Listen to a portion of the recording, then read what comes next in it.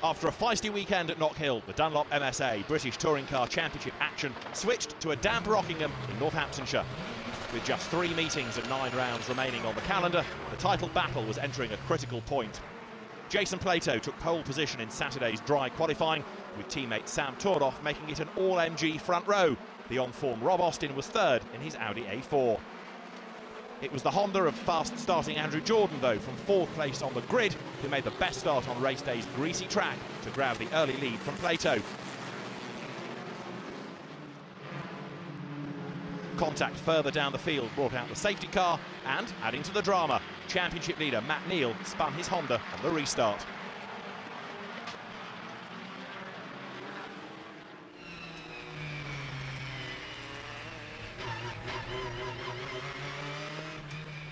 With the MGs clearly struggling in the tricky conditions, defending champion Gordon Shedden passed Plato for second, and Matt Jackson's Ford Focus also slipped by Plato to take third spot. Jackson then grabbed second when Shedden ran wide, but could do little to stop an impressive Jordan from taking his 5th win of the season, and with it the championship lead. The battle for the final spot on the podium wasn't settled until the final corner. Having dropped to 9th on the opening lap, a hard-charging Austin was making up for lost ground, bumping his way past Plato for 4th, and then blasting past Shedden on the drag to the checkered flag, to join a delighted Jordan and Jackson on the podium. With conditions improving, the grid opted for chassis setup changes and the Dunlop slick dry weather tyre for the second encounter. As the lights went out, Jordan got too much wheel spin, but Austin made a blistering start in his rear-wheel drive Audi to grab the lead into turn 1.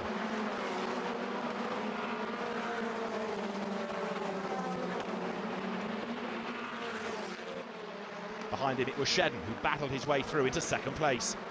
The reigning champion, though, could do nothing to stop an emotional Austin scoring his maiden BTCC win, much to the delight of his family-run team.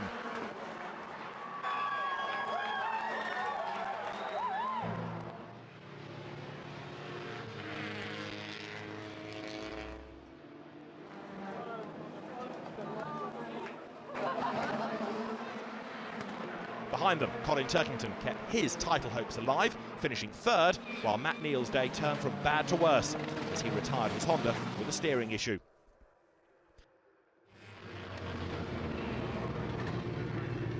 Having finished 8th in the second race, Jordan was back on pole for the day's final race, courtesy of the reverse grid draw.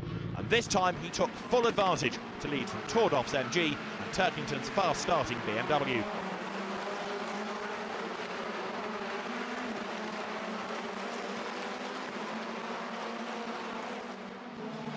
Having fended off Jason Plato's attentions in the opening laps, Turkington started making inroads into the 2 up front, diving inside Tordoff for second spot just after half distance.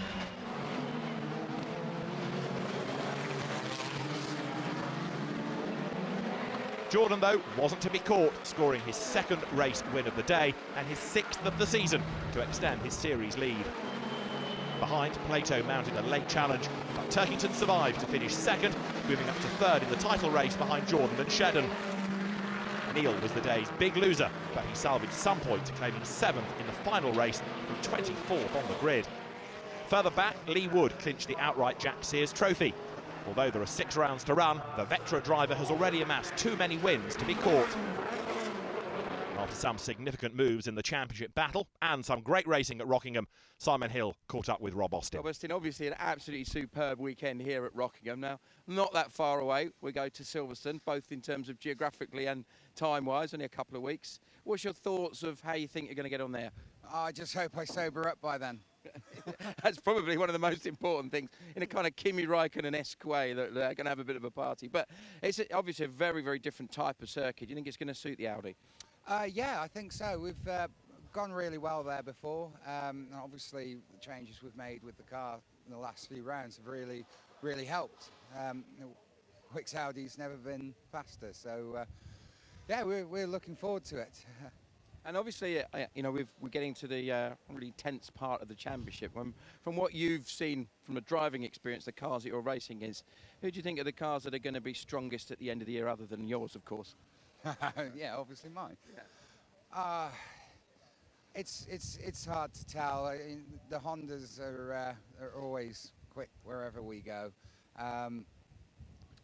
but obviously Colin's had a bad weekend this weekend. I'd expect to see him back up there, but I guess the key thing is hopefully I'm amongst them, and the good thing is I don't have a championship to worry about, so that could make some interesting races, I think. Well, maybe not this year a championship to worry about, but I'm sure 2014 will be a different story. I'd love that to be a case. Now, obviously, we've thoroughly enjoyed the action today, both on and off circuit. But just very quickly sum up what this means this weekend to you and the team. I can't. It's just so much. Like I say, we've worked so hard the last 3 years, and all my boys, we're such a close-knit team. There's not many of us, and it's all family and everything. It just means the world to all of them, all of us, me. And it's brilliant to be able to give Wix Filters and Exetet and all my sponsors the coverage that we've had this weekend. It's been brilliant, and the fans, oh my God, they're brilliant. Just to have them behind us, and there's so many here. And like I said earlier, every time my dad counts down the laps as I come past, and I can hear the crowd cheering in the background when he talks to me. It's brilliant. Well, I think you are probably the most popular winner we've seen for a very long time. Well done, Rob. Thank you very much. Cheers.